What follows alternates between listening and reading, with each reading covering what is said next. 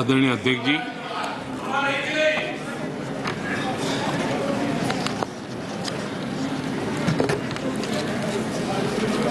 पिछले 3 दिवस से अनेक वरिष्ठ महानुभाव आदरणीय सदस्यों ने अपने विचार व्यक्त किए हैं।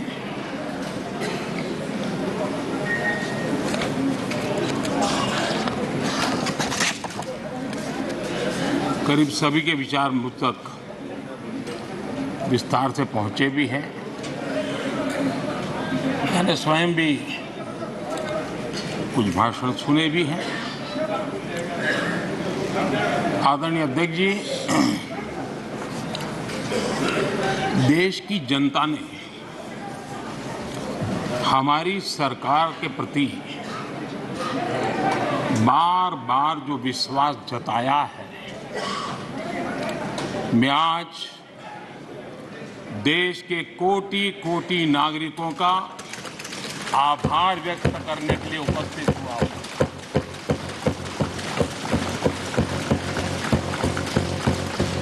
और अध्यक्ष जी कहते हैं, भगवान बहुत दयालु है और भगवान की मर्जी होती है कि वो किसी न किसी के माध्यम से अपनी इच्छा की पूर्ति करता है, किसी न किसी को माध्यम बनाता है। मैं इसे भगवान का आशीर्वाद मानता हूं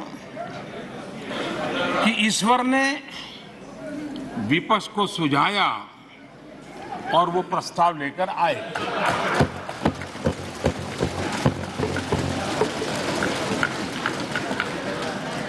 दो 2018 में भी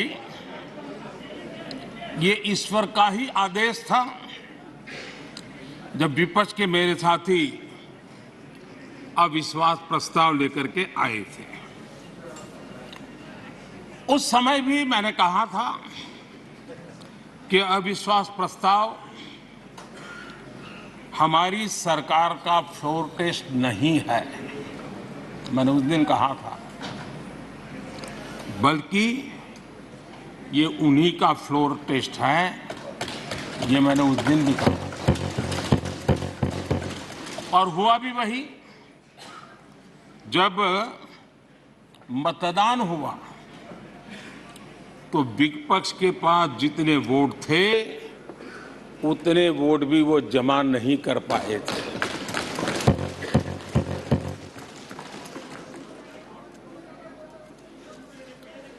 और इतना ही नहीं, जब हम सब जनता के पास गए तो जनता ने भी पूरी ताकत के साथ इनके लिए नो कॉन्फिडेंस घोषित कर दिया। और चुनाव में एनडीए को भी ज्यादा सीटें मिली और भाजपा को भी ज्यादा सीटें मिली। यानी एक तरह से विपक्ष का अविश्वास प्रस्ताव हमारे लिए शुभ होता है।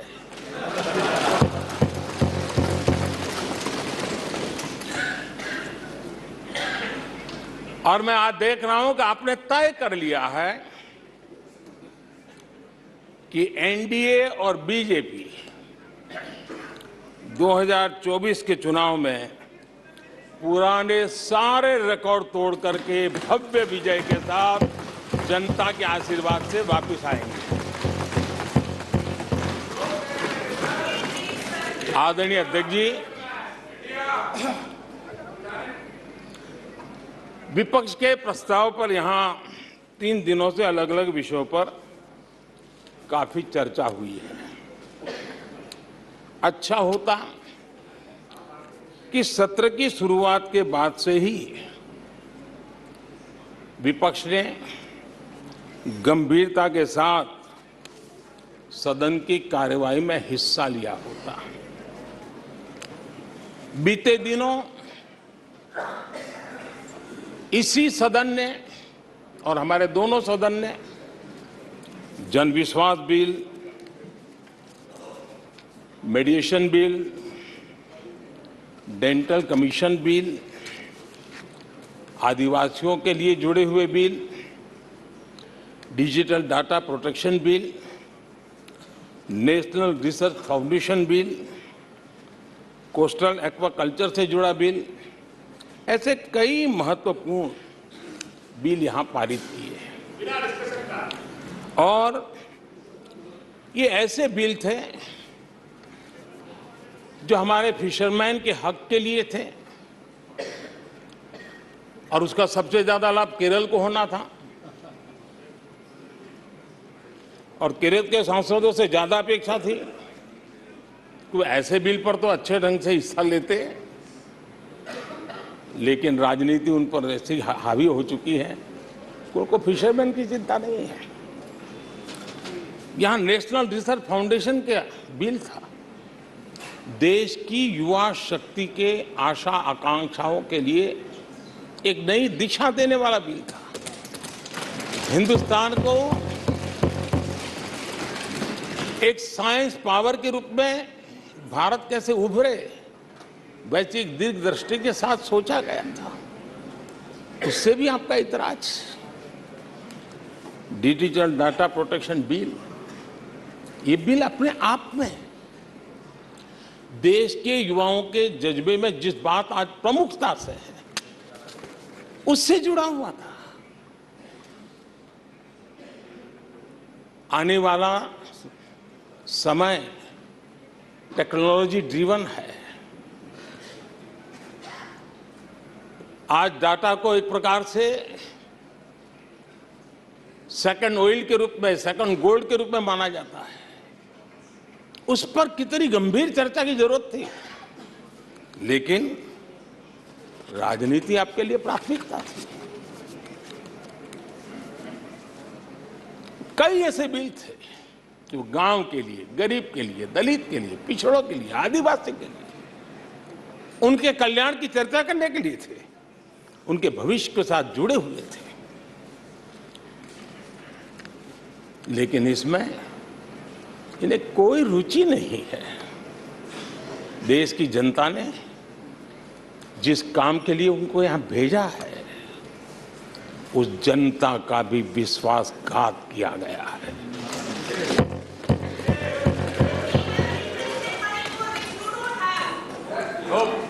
विपक्ष के कुछ दलों के लिए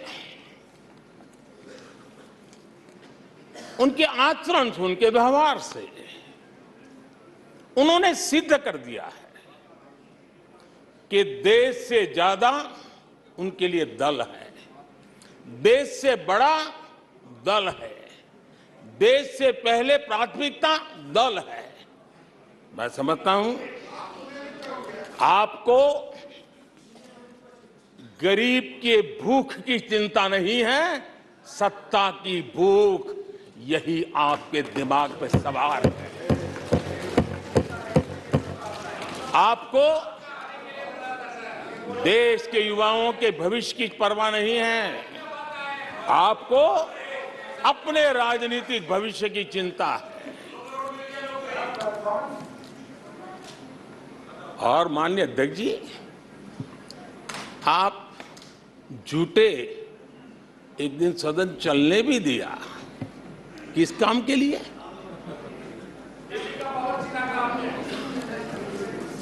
आप झूठे तो अविश्वास प्रस्ताव पर झूठे और अपने कट्टर भ्रष्ट साथी उनकी शर्त पर मजबूर होकर के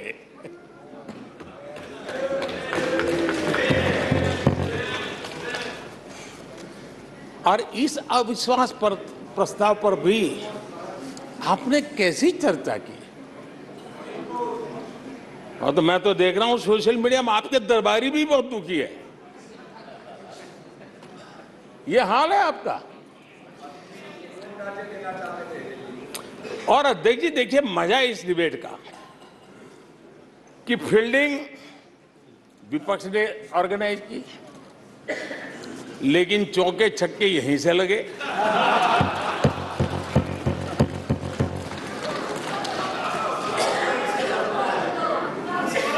और विपक्ष नो कॉन्फिडेंस मोशन पे नो बॉल नो बॉल पर ही करता आगे चलता जा रहा है। इधर से सेंचुरी हो रही है, उधर से नो बॉल हो रहे हैं।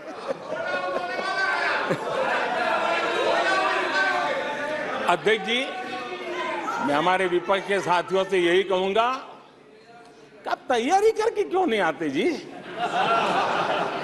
थोड़ी मेहनत कीजिए। और मैं 5 साल दिया आपको मेहनत करने के लिए। 18 में कहा था कि 23 में आप आना, जरूर आना। 5 साल भी नहीं कर पाए आप।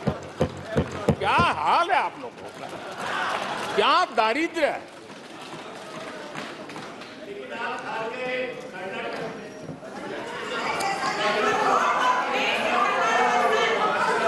आदरणीय अध्यक्ष जी,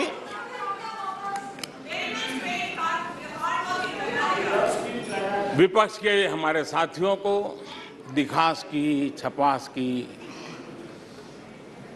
बहुत इच्छा रहती है, पर स्वाभाविक है। लेकिन आप ये मत भूलिए कि देश भी आपको देख रहा है। आपके एक एक शब्द को देश गौर से सुन रहा है। लेकिन हर बार देश को आपने निराशा के सिवाय कुछ नहीं दिया है। और विपक्ष के रवैये पर भी मैं कहूंगा, जिनके खुद के बही खाते बिगड़े हुए हैं, जिनके बही खाते खुद के बिगड़े हुए हैं, वो भी हमसे हमारा हिसाब लिए फिरते हैं। माननीय अध्यक्ष जी, इस अविश्वास प्रस्ताव में कुछ चीजें तो ऐसी विचित्र नजर आई जो न पहले कभी सुना है, न देखा है, न कभी कल्पना की है। सबसे बड़े विपक्षी दल के नेता को बोलने की सूची में नाम ही नहीं था। और पिछले उदाहरण देखिए आप। 1999 में वाजपेयी सरकार के खिलाफ अविश्वास प्रस्ताव आया। शरद पवार साहब उस समय नेतृत्व कर रहे थे। उन्होंने डिबेट का नेतृत्व किया। 2003 में अटल जी की सरकार थी। सोनिया जी विपक्ष की नेता थी। उन्होंने लीड ली। उन्होंने विस्तार से अविश्वास प्रस्ताव रखा। 2018 में खड़गे जी थे विपक्ष के नेता। उन्होंने प्रोमिनेंटली विषय को आगे बढ़ाया।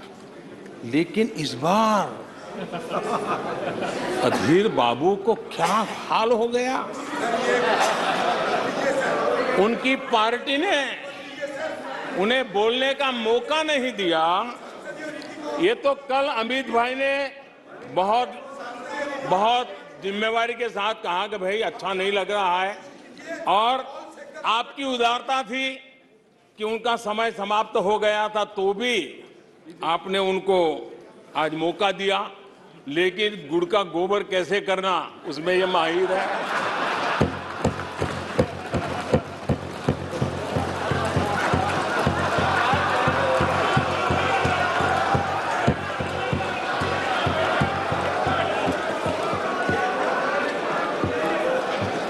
मैं नहीं जानता हूं कि आखिर आपकी मजबूरी क्या है। क्यों अधीर बाबू को दरकिनार कर दिया गया? पता नहीं, कलकत्ता से कोई फोन आया हो।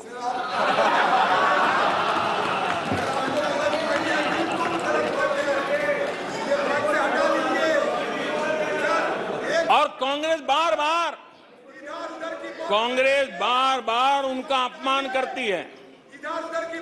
कभी चुनावों के नाम पर उन्हें अस्थायी रूप से फ्लोर लीडर से हटा देते हैं बिट्टू जी।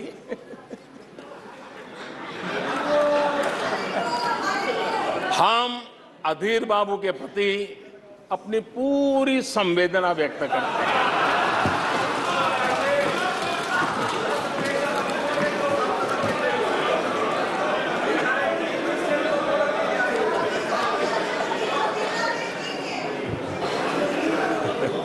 सूरज जी जरा जोर से हंस लीजिए।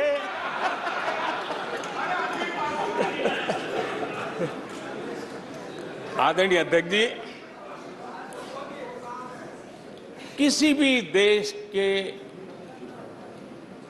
जीवन में, इतिहास में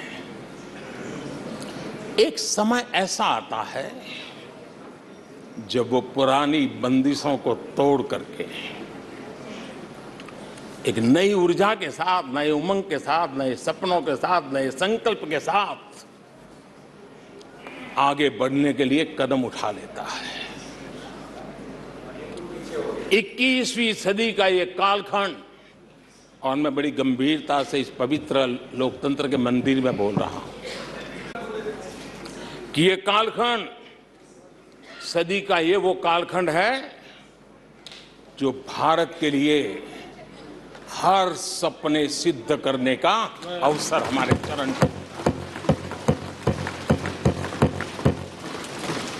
और हम सब ऐसे टाइम पीरियड में हैं, चाहे हम हैं, चाहे आप हैं, देश के कोटि कोटि जन है, ये टाइम पीरियड बहुत अहम है, बड़ा महत्वपूर्ण है बदलते हुए विश्व में।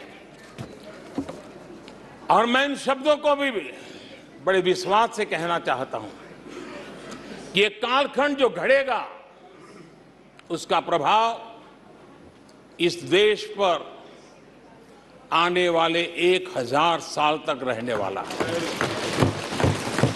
140 करोड़ देशवासियों का पुरुषार्थ इस कालखंड में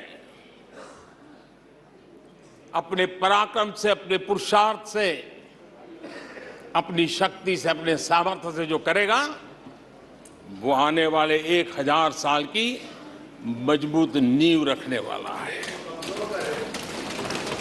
और इसलिए इस कालखंड में हम सबका बहुत बड़ा दायित्व है, बहुत बड़ी जिम्मेवारी है। और ऐसे समय हम सबका एक ही फोकस होना चाहिए, देश का विकास, देश के लोगों के सपनों को पूरा करने का संकल्प, और उस संकल्प को सिद्धि तक ले जाने के लिए जी जान से जुट जाना, यही समय की मांग है।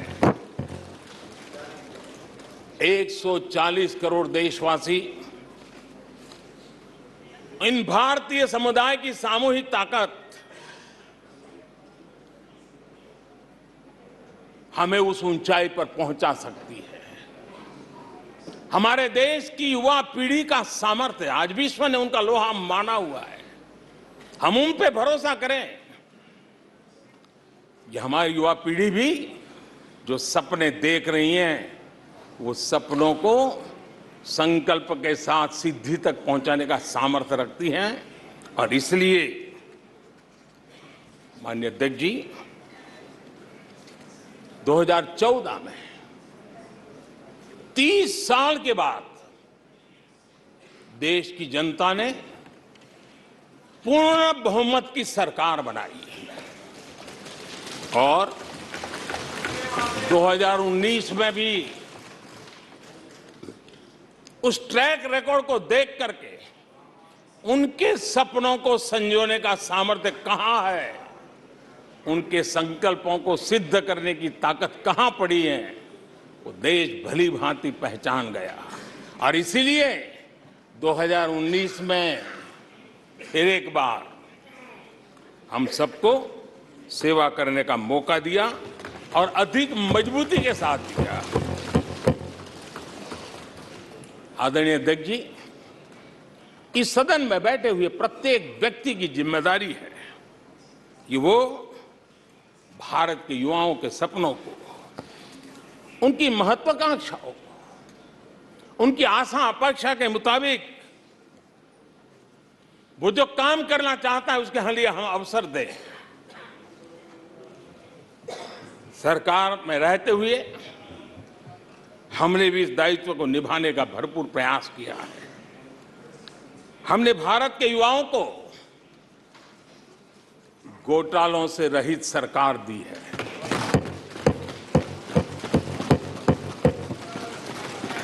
हमने भारत के युवाओं को, आज के हमारे प्रोफेशनल्स को खुले आसमान में उड़ने के लिए हौसला दिया है, अवसर दिया है।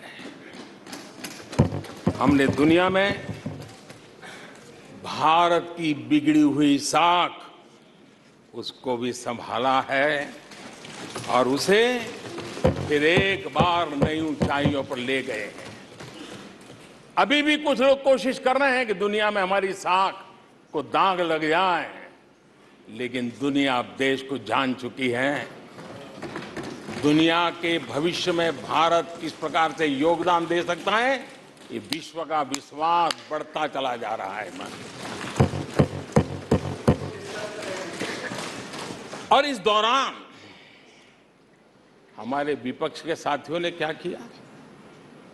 जब इतनी सानुकूल वातावरण, चारों तरफ संभावनाएं ही संभावनाएं, इन्होंने अविश्वास के प्रस्ताव की आड़ में जनता के आत्मविश्वास को तोड़ने की विफल कोशिश की है। आज भारत के युवा रिकॉर्ड संख्या में नए स्टार्टअप लेकर के दुनिया को चकित कर रहे हैं। आज भारत में रिकॉर्ड विदेशी निवेश आ रहा है। आज भारत का एक्सपोर्ट नई बुलंदी को छू रहा है। आज भारत की कोई भी अच्छी बात ये सुन नहीं सकते। यही उनकी अवस्था है। आज गरीब के दिल में अपने सपने पूरा करने का भरोसा पैदा हुआ है। आज देश में गरीबी तेजी से घट रही है। नीति आयोग के रिपोर्ट के अनुसार पिछले 5 साल में 13.5 करोड़ लोग गरीबी से बाहर आए हैं। आदरणीय अध्यक्ष जी, आईएमएफ अपने एक वर्किंग पेपर में लिखता है कि भारत ने अति गरीबी को करीब करीब खत्म कर दिया है। आईएमएफ ने भारत के डीबीटी के और दूसरे हमारे सोशल वेलफेयर स्कीम के लिए आईएमएफ ने इसे कहा है, ये लॉजिस्टिकल मार्वल है। आदरणीय अध्यक्ष जी, WHO ने कहा है, आदरणीय अध्यक्ष जी, वर्ल्ड हेल्थ ऑर्गेनाइजेशन ने कहा है कि जल जीवन मिशन के जरिए भारत में 4 लाख लोगों की जान बच रही है। ये 4 लाख कौन है? मेरे गरीब, पीड़ित, शोषित, वंचित परिवारों के मेरे स्वजन है। हमारे परिवार के निचले तबके में जिंदगी गुजारने के लिए जो मजबूर हुए, उनके जन हैं। ऐसे 4 लाख लोगों की जान बचने की बात WHO कह रहा है। माननीय अध्यक्ष जी, WHO स्वच्छ भारत एनालिसिस करके के कहता है कि स्वच्छ भारत अभियान से 3 लाख लोगों को मरने से बचाया गया है। आदरणीय अध्यक्ष जी, भारत स्वच्छ होता है, 3 लाख लोगों की जिंदगी बचती है। 3 लाख है कौन? वही झुग्गी झोपड़ी में जिंदगी जीने के लिए जो मजबूर है। जिनके लिए अनेक कठिनाइयों से गुजारा करना पड़ता है। मेरे गरीब परिवार के लोग हैं, शहरों की बस्तियों में गुजारा करने वाले लोग, गांव में जीने वाले लोग हैं और वंचित तबके के लोग हैं जिनकी जान बची है। यूनिसेफ ने क्या कहा है? यूनिसेफ ने कहा है कि स्वच्छ भारत अभियान के कारण हर साल गरीबों के 50,000 रुपये बच रहे हैं। ये लेकिन भारत की इन उपलब्धियों से कांग्रेस समेत विपक्ष के कुछ लोग दलों को अविश्वास है। जो सच्चाई दुनिया दूर से देख रही है, ये लोग यहां रहते हैं दिखती नहीं है।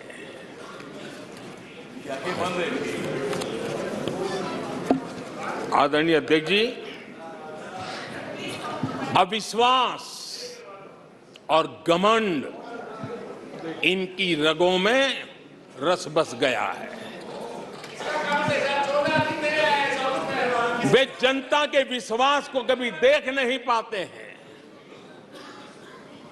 अब ये जो शुतुरमुर्ग अप्रोच है, इसके लिए तो देश क्या कर सकता है?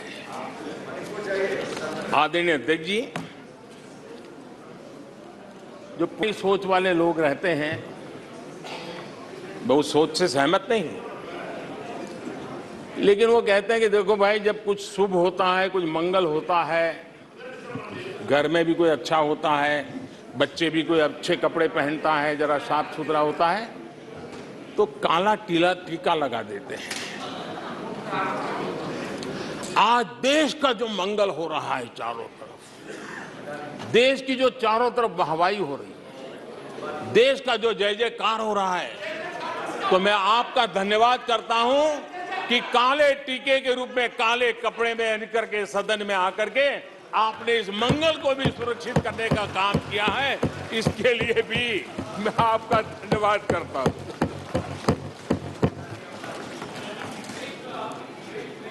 आदरणीय अध्यक्ष जी,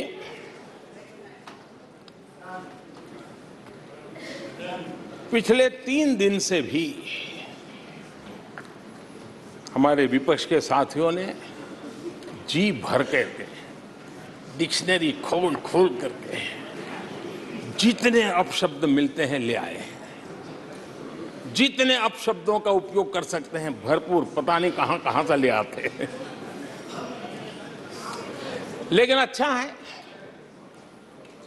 थोड़ा मन का गुबार उनका निकल गया होगा, थोड़ा मन हल्का हुआ होगा, इतने अपशब्द बोल दिए हैं तो।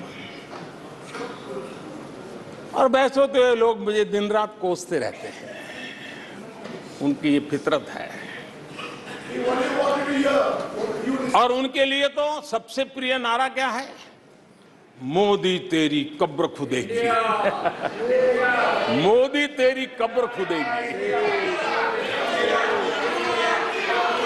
ये इनकी पसंदीदा नारा है।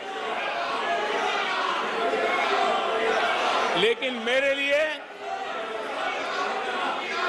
लिए इनकी ये गालियां, ये अपशब्द, ये अलोकतांत्रिक भाषा, मैं उसका भी टॉनिक बना देता हूं।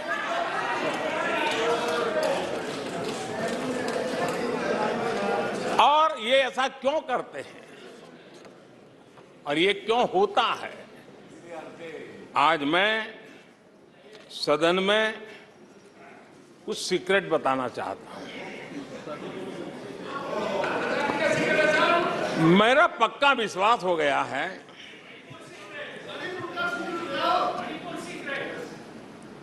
कि विपक्ष के लोगों को एक सीक्रेट वरदान मिला हुआ है। हाँ,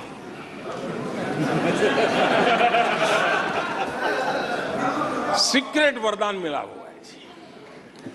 और वरदान ये कि ये लोग जिसका बुरा चाहेंगे उसका भलाई ही होगा।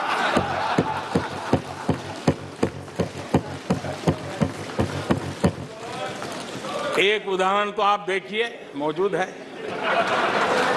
20 साल हो गए, क्या कुछ नहीं हुआ, क्या कुछ नहीं किया गया, लेकिन भलाई होता गया। तो आपको बड़ा सीक्रेट वरदान है जी, और मैं 3 उदाहरण से ये सीक्रेट वरदान को सिद्ध कर सकता हूं जी। आपको ध्यान होगा कि इन लोगों ने कहा था बैंकिंग सेक्टर के लिए, बैंकिंग सेक्टर डूब जाएगा, बैंकिंग सेक्टर तबाह हो जाएगा, देश खत्म हो जाएगा, देश बर्बाद हो जाएगा, न जाने क्या क्या कहा था। और बड़े बड़े विद्वानों को विदेशों से ले आते थे, उनसे कहलवाते थे, ताकि उनकी बात कोई न माने तो शायद उनकी मान ले। हमारे बैंकों की सेहत को लेकर के भांति भांति की निराशा, अफवाह फैलाने का काम इन्होंने पुरजोश किया। और जब इन्होंने बुरा चाहा बैंकों का, तो हुआ क्या? हमारी public sector banks net profit 2 गुने से ज्यादा हो गया। इन लोगों ने फोन बैंकिंग घोटाले की बात, इसके कारण देश को एनपीए के गंभीर संकट में डुबो दिया था। बीते दिनों की बात हो रही है, लेकिन आज जो उन्होंने एनपीए का अंबर लगा के गए थे, उसको भी पार कर करके हम एक नई ताकत के साथ निकल चुके हैं। और आज सुबह निर्मला जी ने विस्तार से बताया है कि कितना प्रॉफिट हुआ है। दूसरा उदाहरण, हमारे डिफेंस के हेलीकॉप्टर बनाने वाली सरकारी कंपनी HAL, ये HAL को लेकर के कितनी भली बुरी बातें इन्होंने करी थी। क्या कुछ नहीं कहा गया था HAL के लिए, और इसका दुनिया पे बहुत नुकसान करने वाली भाषा का प्रयोग किया गया था। और HAL तबाह हो गया है, HAL खत्म हो गया है, भारत की डिफेंस इंडस्ट्री खत्म हो चुकी है। ऐसा न जाने क्या क्या कहा गया था HAL के लिए। इतना ही नहीं, जैसे आजकल खेतों में जाकर के वीडियो शूट होता है, मालूम है ना? हाँ? खेतों में जाकर के वीडियो शूट होता है, हाँ। वैसा ही उस समय HAL फैक्ट्री के दरवाजे पर मजदूरों की सभा करके वीडियो शूट करवाया गया था, और वहां के कामगारों को भड़काया गया था। अब तुम्हारा कोई भविष्य नहीं है, तुम्हारे बच्चे मरेंगे, भूखे मरेंगे, HAL डूब रहा है। देश की इतनी महत्वपूर्ण इंस्टीट्यूट को इतना बुरा चाहा, इतना बुरा चाहा, इतना बुरा कहा कि वो सीक्रेट आज HAL सफलता की नई बुलंदियों को छू रहा है। HAL ने अपना highest ever highest revenue register किया है। इनके जी भर करके गंभीर आरोपों के बावजूद भी वहां के कामदारों को, वहां के कर्मचारियों को उकसाने की भरपूर कोशिश के बावजूद भी आज HAL देश की आन बान शान बन के उठ रहा हो।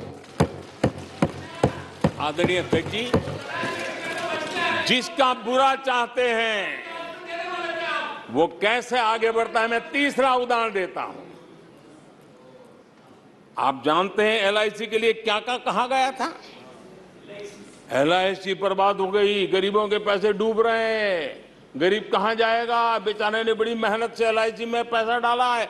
क्या कहें, जितनी उनकी कल्पना शक्ति थी, जितने उनके दरबारियों ने कागज पकड़ा दिए थे, सारे बोल लेते थे वो, सारे बोल लेते थे। लेकिन आज LIC लगातार मजबूत हो रही है।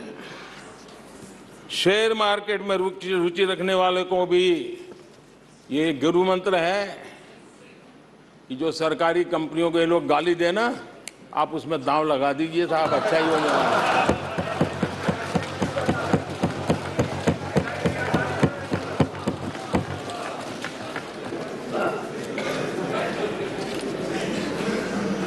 आदरणीय अध्यक्ष जी, ये लोग देश की जिन संस्थाओं की मृत्यु की घोषणा करते हैं, उन संस्थाओं का भाग्य चमक जाता है। और मुझे विश्वास है कि ये जैसे देश को कोसते हैं, लोकतंत्र को कोसते हैं, मेरा पक्का विश्वास है देश भी मजबूत होने वाला है, लोकतंत्र भी मजबूत होने वाला है।